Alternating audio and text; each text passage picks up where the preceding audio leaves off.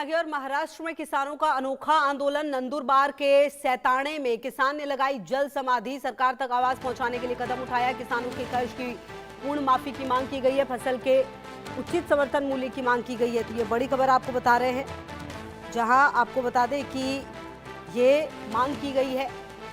सरकार तक आवाज पहुंचाने के लिए कदम उठाया गया। उचित समर्थन मूल्य की भी मांग की गई है।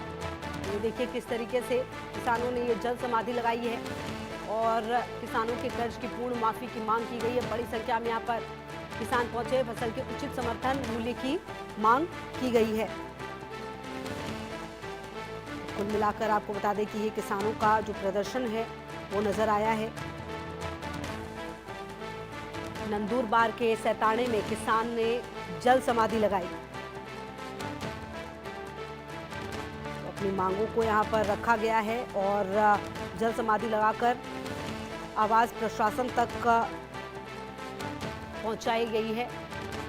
और शायद मेरे सहयोगी ज्यादा जानकारी के लिए इसी खबर पर मेरे साथ शायद राज्य के किसानों ने ये जो जल समाधि ली है, इसके पीछे की वजह तो आ गई है सामने, लेकिन क्या लगता है कोई रास्ता निकलेगा क्या? ध्यान खींच पाए ये किसान? देखिए, लंबे समय से किसान अपनी मांगों को लेकर महाराष्ट्र और महाराष्ट्र के हर जिले में अपने अपने स्तर पर जो है इस तरह से धरना प्रदर्शन करते नजर आ रहे हैं। हमेशा से किसानों की एक मांग रही है कि कर्ज माफ़ी, उनकी फसलों की सही कीमत और इसके साथ साथ नुकसान की भरपाई सरकार के जरिए की जाए, लेकिन ये होते नज़र नहीं आया। हालांकि सरकार ने अभी भी कुछ बातें ऐसी की है जो किसानों के हित में रही है, लेकिन कहनी और कथनी इन दोनों उसमें बहुत अंतर देखने को मिला है और हमेशा से रहा है। इस जगह पे यानी कि आपको मैं बता दूं कि नंदुरबार में किसानों ने ये धरना प्रदर्शन करने का एक अनोखा तरीका निकाला है, जिसमें जल समाधि ली गई है और इसके साथ साथ भूख हड़ताल भी की गई है। लेकिन इसके साथ साथ किसानों की ये मांग रही है, जिन मांगों में से 3-4 मांगे बहुत अहम रही हैं। एक तो जो है कि उनकी पूरी जो कर्ज माफ़ी है वो पूरी होनी चाहिए।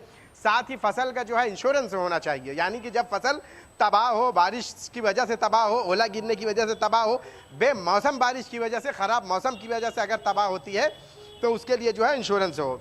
फिर उसके साथ जो है सबसे अहम ये है कि जो किसान हैं उनकी फसलों की सही कीमत उनको कैसे मिले। तो इन चीज़ों को लेकर जो है इन किसानों ने ये आंदोलन किया था और आंदोलन का जो तरीक़ाकार रहा है कि जल समाधि लेना और भूख हड़ताल करना, ये एक नया तरीका किसानों ने ढूंढा है, इस उम्मीद से कि शायद सरकार के सर पर जूं रहेंगे और किसानों की जो मांगे हैं वो मांगे पूरी की जा सके। बिल्कुल। अच्छा, नंदुरबार के अलावा महाराष्ट्र के दूसरे हिस्सों में भी जो है किसानों ने धरना प्रदर्शन किया है। जी जी जी। लेकिन क्या आपको लग रहा है कि कुछ बातचीत हो पाएगी क्या सरकार के, या फिर कोई अधिकारी आएंगे सामने जिनसे बातचीत होकर कुछ बीच का रास्ता निकल पाएगा?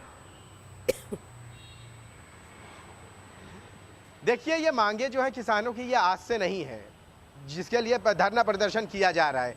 आज जो तरीका अपनाया गया है जल समाधि का, कि संभव है कि अब जो है सरकार का जो है और किसानों के बीच में जो है तालमेल बिठाने के लिए सरकारी अफसरान से किसानों के हित को लेकर बात की जाए, लेकिन अब तक कोई खातिर ख्वाह नतीजा नहीं दिखाई दिया, क्योंकि महाराष्ट्र के अलग अलग जगहों पर किसानों ने अपनी इन्हीं मांगों को लेकर, मांगे एक दूसरे से मिलती जुलती है। उन मांगों में सबसे अहम यही है कि उनकी फसलों की सही कीमत, उनके फसलों की अगर बर्बाद हो जाती है तो उसका इंश्योरेंस रहेगा तो उनको सही कीमत मिल पाएगी। किसानों की जो है कर्ज है उसकी माफ़ी, ये महाराष्ट्र के हर ज़िले के हर किसान की जो है यही मांगे हैं। यही वजह है कि हर ज़िले में किसान अपने अपने तरीके से लंबे समय से धरना प्रदर्शन करते नजर आया। नंदुरबार में किसानों ने चूंकि जल समाधि का ये एक अनोखा तरीका निकाला है, तो संभव है कि सरकार इसको लेकर कुछ विचार करे और उनकी मांगों को लेकर जो है कुछ खातिर ख्वाह नतीजा निकाले। लेकिन अब तक जो है अब सरकार की तरफ से कोई खातिर ख्वाह नतीजा निकलते दिखाई नहीं दिया। यही वजह है कि किसानों ने अपने प्रदर्शन को जो है कंटिन्यू करने का फैसला किया है और कहा है कि अगर सरकार इस मामले में हस्तक्षेप नहीं करती या किसानों की मांगों को लेकर सरकार गंभीर नहीं होती तो फिर जल समाधि सिर्फ यही नहीं, नंदुरबार में ही नहीं, बल्कि महाराष्ट्र के हर जिले, हर मोहल्ले, हर गली, हर कुचों में इसी तरीके से जो है जल समाधि ली जाएगी। जी बिल्कुल। और कहीं ना कहीं देखिए, शायद ये बात तो है, अब लगातार प्रदर्शन किए जा रहे हैं, लगातार मांगे जो है वो उठाई जा रही हैं। अब सरकारों का देखिए, जब आने का वक्त होता है, चुनाव का वक्त होता है, तो वादे किसानों को रखकर भी किए जाते हैं ध्यान में। लेकिन अब सवाल ये है कि इतना वक्त हो गया है, तो ऐसे में किसानों के लिए कदम कब उठाए जाएंगे, क्योंकि उनकी मांगे भी अपनी जगह जायज है।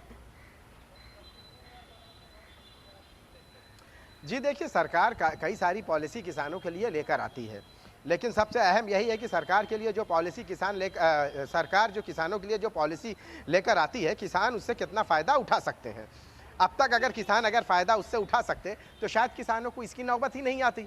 जो धरना प्रदर्शन कर रहे हैं इसकी उन्हें नौबत ही नहीं आती। तो इसका मतलब साफ है कि सरकार की जो स्कीमें, नीतियां या जो पॉलिसीज है वो इन किसानों तक अब तक पहुंच ही नहीं पाई। यही वजह है कि किसान कर्ज माफ़ी से लेकर अपने फसलों की बर्बादी और उसके साथ साथ इंश्योरेंस और दूसरे बहुत सारे जो समस्याएं हैं, जो किसानों की बुनियादी समस्याएं हैं, उसको लेकर लगातार सरकार के खिलाफ जो है धरना प्रदर्शन कर रहे हैं। लेकिन अभी भी जो है कोई खातिर खां नतीजा बरामद नहीं हुआ, जिसको लेकर जो है महाराष्ट्र के हर जिले में जो मौजूद किसान है वो अपने अपने तरीके से जो है इस आंदोलन को आगे बढ़ाने की कोशिश कर रहे हैं। नंदुरबार में जल समाधि ली गई है, लेकिन दूसरी जगहों पर भी जो है किसानों ने धरना प्रदर्शन करके अपनी आवाज सरकार के कानों तक पहुंचाने की कोशिश की है। चुनाव या चुनाव से पहले सरकार के जरिए जो किसानों को लुभावने वादे किए जाते हैं, असल में चुनाव के बाद वो जो है सिर्फ कागज तक ही सीमित रह जाते हैं।